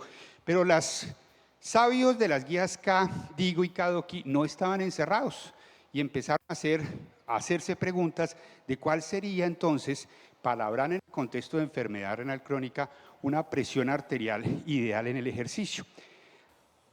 Dicho sea de paso, la gran mayoría de evidencia que ha surgido o las cifras de tensión arterial que hemos colocado en el paciente con enfermedad renal crónica han salido de todos estos estudios que ustedes ven ahí. Pero por allá, a finales de más o menos el 2015, apareció un estudio, que es el estudio SPRINT. y es el que yo quiero que analicemos un poco para generar controversia. El estudio SPRINT es un estudio que no patrocinó ninguna casa farmacéutica. Es un estudio donde aleatorizaron pacientes a recibir una tensión arterial objetivo de tensión intensiva de máximo 120 milímetros de mercurio la sistólica, y el otro que era una tensión objetivo que incluso iba 138 milímetros de mercurio, una tensión objetivo, digamos, buena. Y quiso ver qué le pasaba a la gente en morbilidad y mortalidad. Este es el objetivo. Ven entonces en la línea de abajo cuál era el control de la tensión arterial objetivo sistólica, 120 milímetros de mercurio más o menos en el ejercicio. Y el estudio SPRINT empezó a dar unas cosas interesantísimas, y es la gente se empezó a morir menos de enfermedad cardiovascular. ¿Con qué? Con una tensión arterial de 120 milímetros de mercurio de sistólica. Pero entonces, cuando empezamos a ver unos subanálisis... ¿Aló, aló? Sí, ahí. Me está haciendo, bueno, me dicen si me voy perdiendo. Pero encontramos que, por ejemplo, a los pacientes que no tenían falla renal, les fue bien. Pero justo abajo de ese punto rojo que ustedes ven ahí están los pacientes que sí tenían algún daño de falla renal, como nuestro paciente Homero. Esos pacientes, al parecer, como que la muerte no era así en el ejercicio. Coloquémosle más controversia, pero cuando hacemos más subanálisis de ese estudio, lo que quiero que vean aquí, esto que les estoy señalando, es cómo le fue a los pacientes con y sin enfermedad renal crónica. Estos con enfermedad renal crónica, y lo más importante, los que ya tenían enfermedad renal crónica, recuerde que la clasificación estaba en tasa de filtración glomerular y albuminuria, resulta que disminuyó la albuminuria. Y ya Tati nos dijo que la albuminuria es el marcador principal de daño renal y va a ser la primera en punto para el envejecimiento, pero además de daño cardiovascular.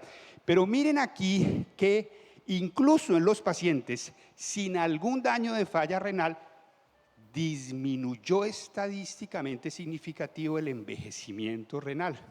Es decir, si yo soy Homero y tengo más o menos 47% de tasa de filtración glomerular y albuminuria, llevarle la tensión arterial a 120 milímetros de mercurio máximo la sistólica, o sea, un control intensivo, puedo evitar que llegue a terapias de reemplazo renal en el largo plazo y que no tenga albuminuria.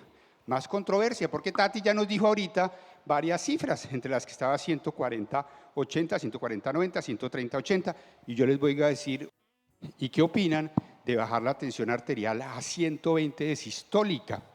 Bueno, veamos más cosas adicionales en el ejercicio. Lo mismo en ese grupo, hubo menor albuminuria. ¿Y eso por qué es importante? Por eso que ustedes están viendo ahí. Definitivamente, si yo disminuyo el mapa de calor, es decir, si yo llevo a mi paciente de ese rojo intenso a un verde, miren cómo disminuye estadísticamente significativo la morbilidad y mortalidad general y global y cardiovascular. Es decir, si de aquí lo voy moviendo hacia el lado más verde. Más subanálisis del estudio SPRINT, porque yo les dije, quiero empezar a crear controversia, porque ¿no será que hay que bajar más esa presión arterial? O sea, sigamos viendo qué pasó en el estudio SPRINT en el ejercicio. 28.3% de los pacientes del estudio SPRINT, que fueron muchísimos pacientes, y recuerden, no fue patrocinado por ninguna casa farmacéutica, tenían estas características. ¿Se acuerdan de mi paciente? 47.9 de tasa de filtración glomerular y una albuminuria que lo marcaba como un A2. Es decir, 1 de cada 3, para colocarles más o menos el ejercicio, eran pacientes que tenían enfermedad renal crónica y tenían albuminuria del estudio SPRINT. ¿Se acuerdan eso? Quiere decir que si yo uno estos gráficos, más o menos nuestros pacientes estaban ahí, en un mapa de calor que ya estaba pasando de amarillo pollito, lo llamamos nosotros, a un rojo más intenso. Y les mostré que disminuían la mortalidad global y disminuía parte del envejecimiento. En total, los pacientes que venían con enfermedad renal crónica recibieron muchos más medicamentos, 2.1 versus 1.7, que los pacientes que no venían con enfermedad renal crónica. Y otra parte de su análisis súper importante, la mortalidad cardiovascular exclusiva, solo mortalidad cardiovascular en el paciente renal, porque si no, mi memoria no me falla, Tati nos dijo ahorita que los pacientes se mueren es por enfermedad cardiovascular. Y miren cómo les va a los pacientes que tuvieron un control objetivo de 120 milímetros de mercurio en la mortalidad. Todas las causas de mortalidad, siendo renal o no siendo renal, son estadísticamente significativo menores. Es decir, que yo ya no solo busco que no me envejezca la función renal, sino que además busco es que no se me muera. Porque dicho sea de paso, por ejemplo en Colombia, de cada paciente que llega a diálisis, por toda la enfermedad previa, hay 3 pacientes que no llegan a diálisis porque se mueren en el camino, en esta parte del escenario. Y entonces, ¿será que tenemos que empezar a cambiar más las guías y bajar más la presión arterial en el ejercicio? Más recomendaciones entonces. Eso ha llevado a que las guías CADIGO, les dije por allá en el 2021, cuando estábamos encerrados, nos hizo varias recomendaciones. Pero ojo, y un ojo rojo, no, el estudio SPRINT no incluyó diabéticos. El estudio SPRINT no incluyó pacientes con proteinuria de más de 1 gramo. El estudio SPRINT no incluyó pacientes con enfermedades glomerulares. Y miren más o menos el proceso de edad en personas relativamente jóvenes. No las incluyó. ¿Eso qué quiere decir? Que si yo soy diabético o tengo estas otras características, la evidencia hasta ahora me va diciendo lo que me dijo Tatiana previamente. Pero si yo no tengo esto y soy enfermo renal crónica por hipertensión, dicho sea de paso, en Colombia de cada 100 enfermos renales, 97 son hipertensos y solo 36 son diabéticos, todo lo contrario aquí en Paraguay, que la gran mayoría son diabéticos y el resto hipertensos.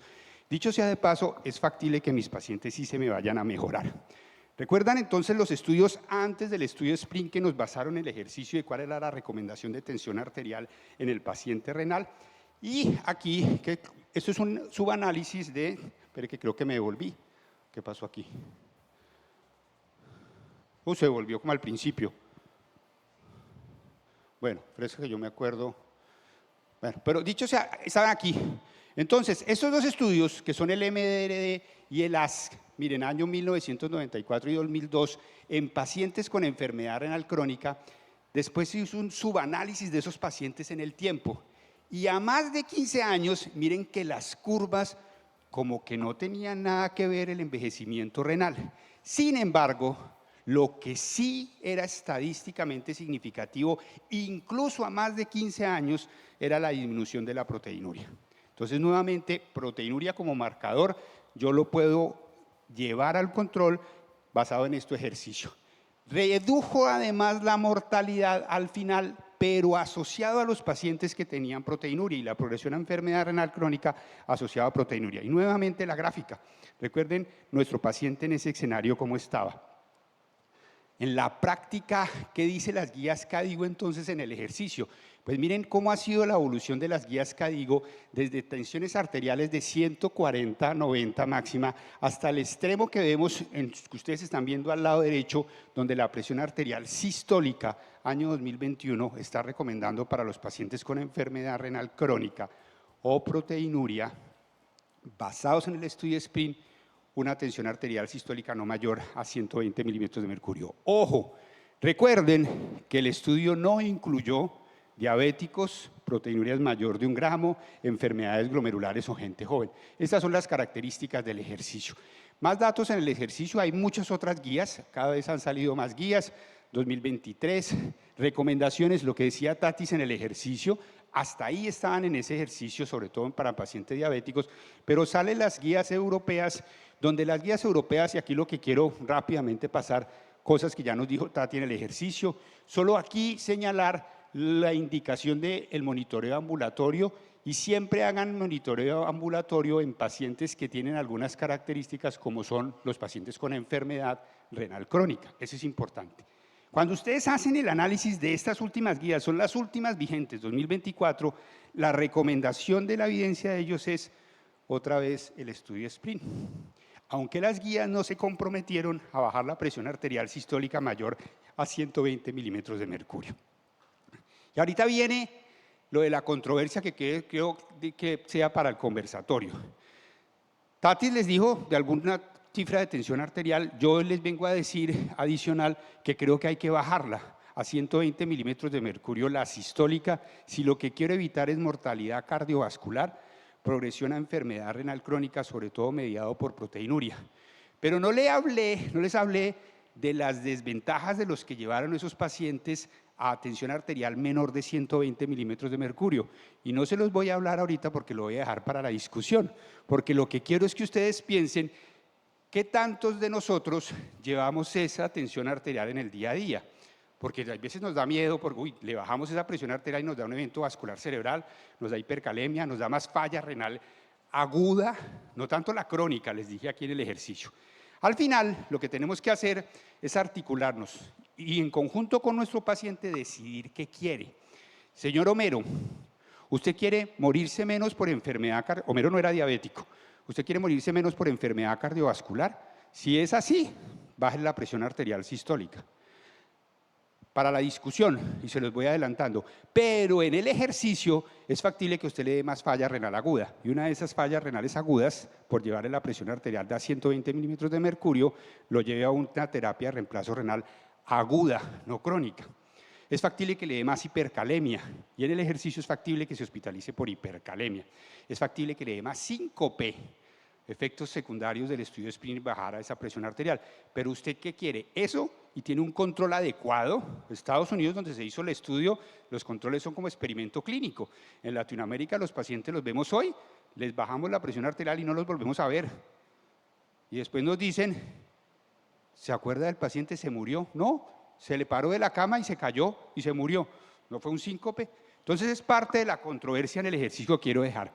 Para terminar, hace poco salió publicado este libro. Tengo una admiración profunda por todas las mujeres. Hoy podría decir que de alguna manera soy un feminista consumado en el ejercicio, porque en mi casa me manda mi mamá, todavía vive, me manda mis 2 hijas y hoy en día me manda mi compañera. Y allá realmente yo soy el que digo la última palabra en mi casa. Y es sí señora, a ellos les digo sí señora en términos generales. Les recomiendo este libro. ¿Y por qué les recomiendo este libro? Angela Merkel, que todos los han escuchado, canciller alemana, narra una historia de vida espectacular viviendo en la República Democrática Alemana y todo lo que tuvo que vivir antes y después de la caída del muro de Berlín. Yo los invito a que tumbemos algunos muros que tenemos mentales en el ejercicio. Y si voy a tener un paciente adherente, juicioso, que lo puedo ver y controlar, ¿por qué no piense en una presión arterial sistólica como el estudio SPRINT de 120 milímetros de mercurio de sistólica máximo? Muchas gracias.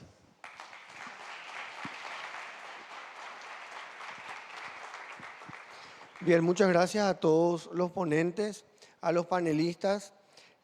Pasemos al momento de preguntas. Tenemos unos minutos para las preguntas. Si pueden pasar los disertantes, por favor.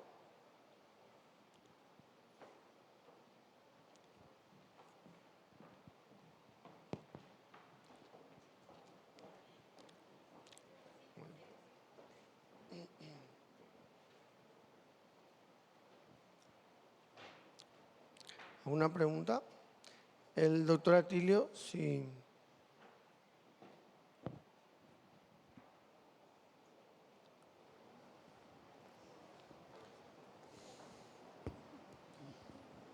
Buenos días, bueno, felicitarle a la mesa, muy buena ponencia y espectacular para hacer algunas cuantas preguntitas. En el transcurso de la mañana presenté un trabajo con más de 200 pacientes, promedio de edad 60 años, ¿sí?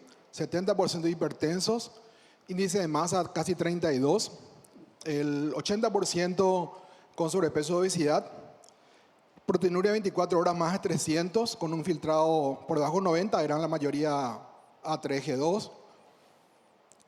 Y bueno, esa es la población que solemos ver todos los días en el consultorio y 66% con disfunción hepática metabólica, ¿sí?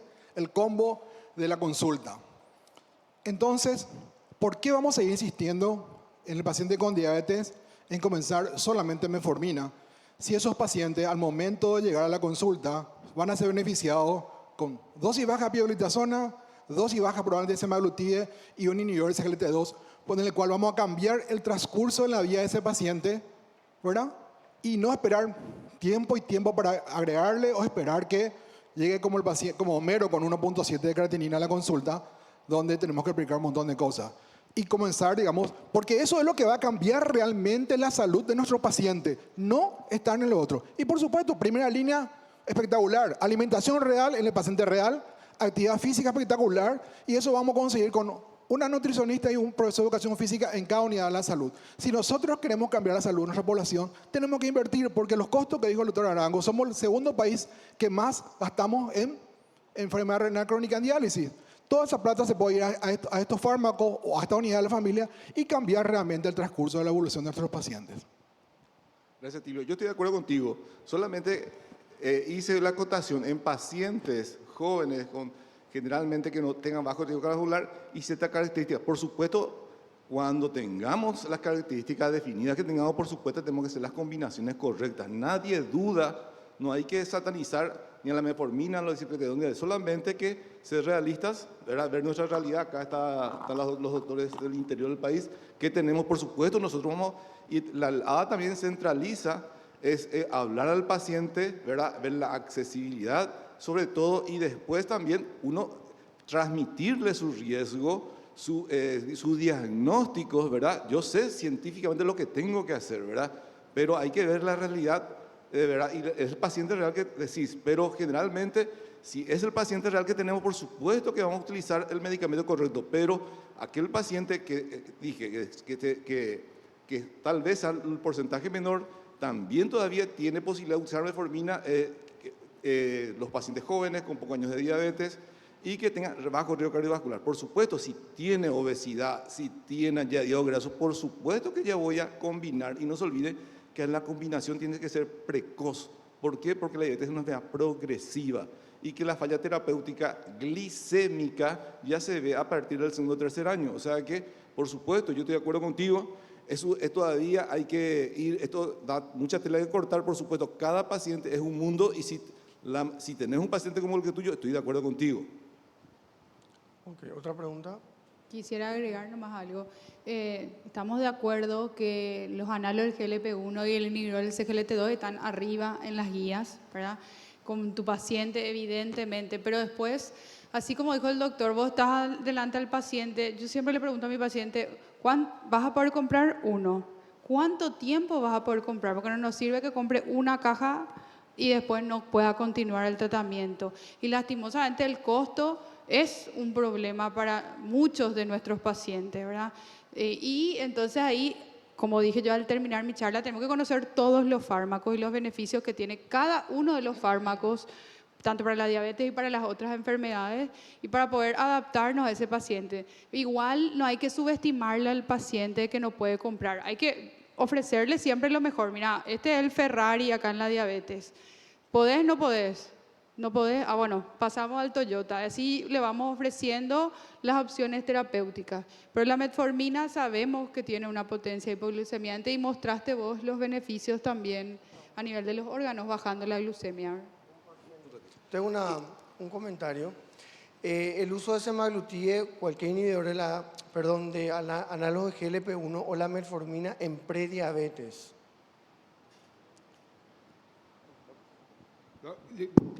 Si me dejan, entonces, primero me devuelvo una cosa adicional.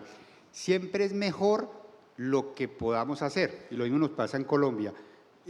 Yo no puedo formular, y tú lo dijiste, un medicamento que no puede hacer. Entonces, si puede comprar, lo decía Tatis, una de glibenclamida y le baja la hemoglobina glicosilada con los efectos de hipoglicemia, pero es mejor eso que nada, que el ISGLT2 en una prescripción, en un papel. Están saliendo recientes estudios que muestran que el hecho solo de bajar la hemoglobina glicosilada de por sí disminuye el riesgo cardiovascular en términos generales. Pero no quiere decir que tú no digas eso. Nosotros, en teoría, tenemos un sistema de salud muy benéfico que da de todo. Y le voy a decir, y cuando digo en teoría, estamos sufriendo transformaciones, pero en esa misma teoría le voy a decir cuáles son los medicamentos hasta el año pasado para diabetes más formulados. De cada 100 pacientes en Colombia diabéticos, 57 recibían una metformina, 50 recibían una insulina, sabiendo que de pronto podrían tener otra. Teniendo el medicamento y que lo da el Estado, el inhibidores de SGLT2, solo 17 recibían SGLT2 y solo 5% recibían un análogo GLP-1 porque también para nosotros es costoso. Y con respecto a su segunda pregunta, indicaciones off-label, ¿no? Todo eso es indicación off-label porque en prediabetes es dieta, ejercicio versus comparada con metformina. Están pendientes para salir los otros estudios y los otros ensayos, la doctora me complementa, donde se hace dieta, ejercicio versus inhibidores SGLT2, dieta, ejercicio versus análogo GLP-1. Lo que sí es cierto es que de los estudios pivotales, cuando miran y cruzan los pacientes que tenían en obesidad y prediabetes y les dieron una de las moléculas, definitivamente mejoró la hemoglobina glicosilada por criterios de prediabetes o la glicemia en ayunas. Eso es lo que yo conozco. Sí, me remito al estudio SELEC. Gracias por el comentario, porque yo sé que Andrés sabe, ¿verdad? El estudio SELEC, que fue en pacientes con obesidad que buscaron realmente el beneficio cardiovascular en estos pacientes, pero lo que nos arrojó es que casi, creo que era el 73%, no me recuerdo bien el porcentaje, pero aproximadamente eso, revertían del estado de prediabetes a normoglucemia y era impresionante y fue un estudio con semaglutide, ¿verdad?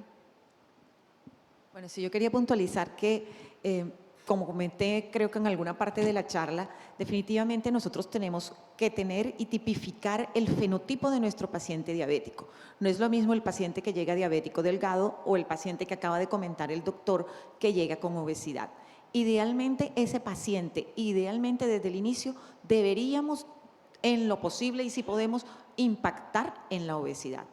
No estoy desmeritando la metformina yo pienso que sigue siendo útil y seguirá siendo útil y recordemos que muchas veces nuestro paciente no logramos controlarlo con un solo antidiabético y que tenemos que hacer una terapia dual. ¿Qué es lo importante?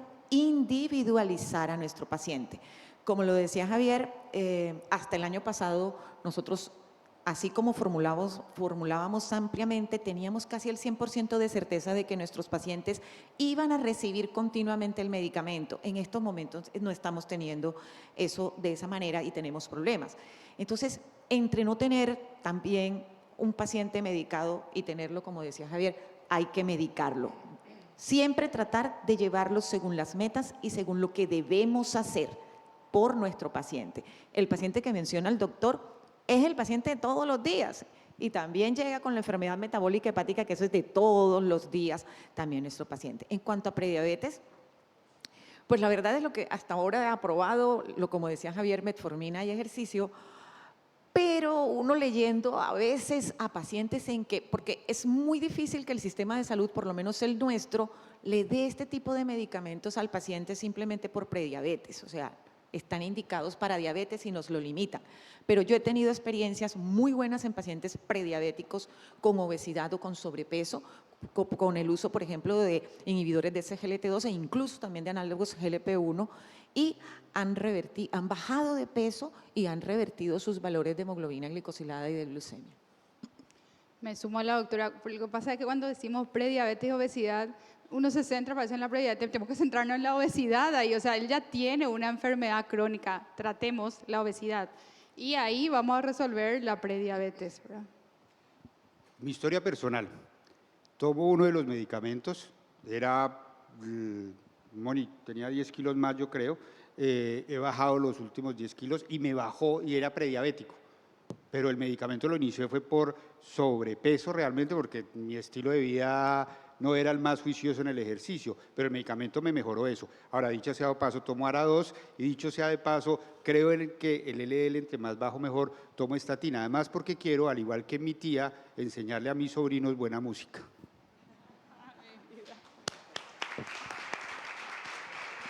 Para el doctor Escurra, ¿en qué momento, cuáles los parámetros te interesaría para iniciar una terapia dual, teniendo de base la metformina?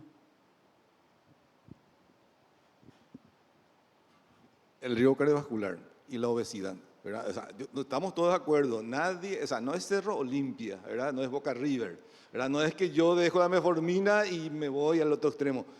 Cada paciente es diferente, cada realidad es diferente. Por supuesto, ofrezcamos la mejor terapia individualizada. Por supuesto, si tenemos un paciente con riesgo cardiovascular alto, por supuesto le voy a dar le voy a decir que el mejor medicamento para usted que le va a cambiar su destino es este, es un ISLGT2, o si está aparte de obeso, le damos, pero también si es que por ahí, ¿verdad?, yo le puedo ayudar a bajar 1% la glicemia, le doy metformina, pero el paciente sale sabiendo y da la receta sabiendo, digamos, que cuáles son los medicamentos que cambian el rumbo de la enfermedad. O sea que, y cuando precozmente, actualmente, tanto en hipertensión como en diabetes, digamos, la moda, digamos, es combinación de entrada, porque cuando más rápido bajemos la glicada, menos complicaciones micromusculares es a corto y a largo plazo. Por supuesto, si a mí me preguntan, a mí me gustaría usar dual de entrada. Por supuesto, de acuerdo al score cardiovascular, de acuerdo al peso, por supuesto, si está obeso voy a usar no es que le uno, si estoy en un medio ideal, ¿verdad? Si tuviera un riesgo cardiovascular alto, o también le doy análogo GLP-1, pero muchas veces la realidad, hay que también, la última parte es la accesibilidad. Hay que ser realista, pero tenemos que saber y plantear, como dijo Tati, al paciente, digamos, esa posibilidad, pero siempre nuestros conocimientos médicos. La pregunta concreta de la entrada, siempre combinaría, porque de esa forma, y aparte de combinar, la inercia, uno puede saber mucho, pero si la inercia médica es lo que más daño causa, es continuar, tiene que ser más agresivo en la diabetes, dual de entrada, si es posible, en mi opinión, metformina de ellas por la accesibilidad, y después ver de acuerdo al score cardiovascular, de acuerdo al índice de masa corporal, que le damos, y si tiene hígado graso, pioglitazona más barata, por supuesto, metformina, pioglitazona, etc.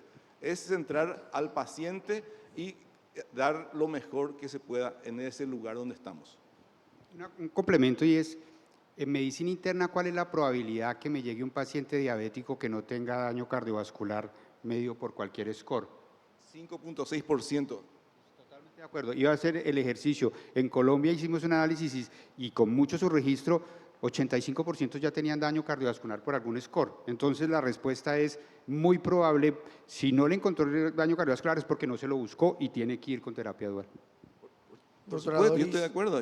Por supuesto, si tengo un score cardiovascular, el 80% de los pacientes tienen score cardiovascular, le voy a plantear totalmente.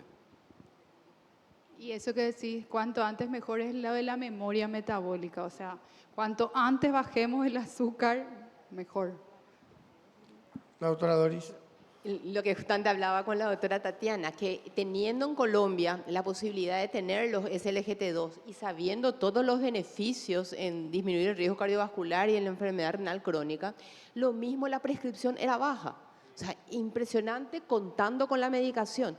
O sea, sigue siendo el gran problema que nosotros tenemos a nivel de salud pública, llegar con nuestros protocolos de manejo y con la formación continua y de poder hacer controles de nuestros indicadores y de las prescripciones realmente. O sea, ahí hay un problema real, porque generalmente vamos a generar un gasto enorme en salud pública sin poder llegar. Ese es un tema que me gustaría que realmente... Nosotros tenemos desde el año 2008 y lo pueden entrar en cualquier buscador, se llama la cuenta de alto costo. ¿Qué es la cuenta de alto costo? Nosotros teníamos un costo en diálisis muy parecido al de ustedes, éramos uno de los más altos de América Latina, y entonces el Ministerio de Hacienda, Dinero, y el Ministerio de Salud dijeron, tenemos que hacer algo. Y empezaron por diálisis porque los prestadores de diálisis eran dos multinacionales. Entonces, los dializaba sí o sí una de los dos a través de diferente asegurador. Entonces, le empezaron a pedir data. Si usted no me da data, 2008, yo no le doy el reembolso que usted está. Entonces, empezamos a aprender de esa data, bajaron los costos, mejoraron la calidad y después entonces dijimos, venga, aprendimos de la diálisis, ¿por qué no nos vamos a la prevención? Que es lo que tú decías. Y empezamos a hacer modelos en el proceso de prevención y nos dimos cuenta, lo que tú dices, cómo es que formulamos el 17% solo ISLT2, pero lo va a hacer otra cosa que es todavía más grave. Se supone que son hipertensos, que los ARA2 están indicados y que adicionalmente son muy baratos hoy en día en Colombia y hay un 36% de los pacientes que los necesitan que no se les formula.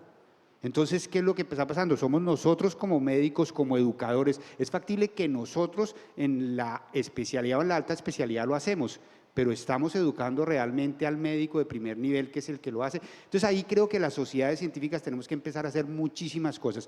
Pero ahí aparece otra cosa que es, si no hace eso, el Estado nos puede empezar a obligar. Les dije que la cuenta de alto costo, hace poco se publicó el consenso obligatorio para prevención. De hecho, esta mañana hablamos también del consenso que ustedes tienen. Y en el consenso obligatorio para prevención quedaron 3, yo los llamo estímulos, 3 empujones. Y es que van a empezar a medir de cada 100 diabéticos cuántos tienen ISGLT2. Inicialmente para medir de cada 100 hipertensos cuántos reciben ARA2. Para mirar, de dislipidémicos, de cada 100, tú lo dijiste, diabéticos o hipertensos que requieren el L, ¿cuánto estamos formulando estatina y a qué nivel? Entonces es una especie de estímulo porque recuerde que va ligado al reembolso en todos los niveles. Entonces si el médico general no lo formula o el médico de primer nivel, va a venir un no reembolso y ese no reembolso hace que el administrador nos empiece a recordar, doctor, venga, aquí estamos mal porque no me reembolsaron porque se dieron cuenta que usted cruzan, es que solo es cruzar, tiene 100 diabéticos, ¿cómo así que 100 diabéticos hipertensos y solo tiene 10 de ARA2 o 15 y SGLT2? Aquí pasa algo. Pero para no sentirnos tan mal, que solo esto pasa en los países latinoamericanos, yo les mostré la estadística de antiobesidad y eso era en Estados Unidos, o sea que a todos nos pasa. Ya, muy bien. En honor al tiempo, entonces le agradecemos nuevamente a nuestros ponentes, a los panelistas. Y bueno, entonces damos por finalizado este simposio. Muchas gracias.